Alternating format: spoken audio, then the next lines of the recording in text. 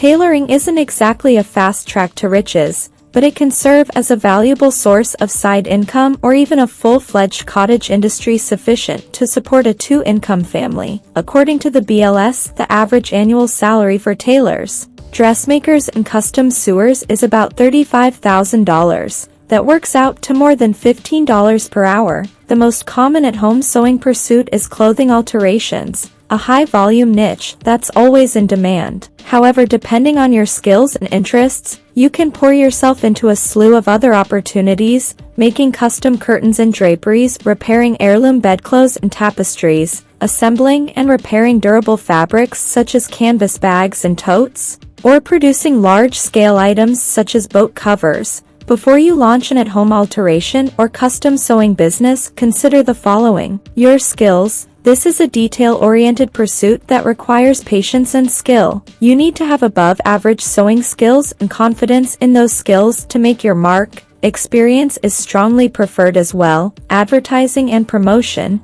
You won't have a huge budget to promote your at-home business, so use cost-effective outreach targeted to your most likely customers, such as flyers in local craft and clothing stores, a basic website preferably with booking and payment portals, a referral network and friends and family willing to sing your praises. Also consider joining the American Sewing Guild for $50 per year. It's a reliable way to meet other enthusiasts and get your name out there. Equipment costs and space. At a minimum, you'll need a work table, a sewing machine, a rack, and storage space for raw materials. You can find a cheap but sturdy table for less than $20, and maybe for free if you're fortunate. Used sewing machines start at under $50, but that won't cut it for a real at-home custom sewing business. You'll need a heavy-duty piece of equipment, preferably new. Expect to pay $2,000 or more for this. Consider financing with a low-APR credit card if your creditworthiness allows. Legalities. Confirm with local authorities that your neighborhood is zoned to allow at-home businesses.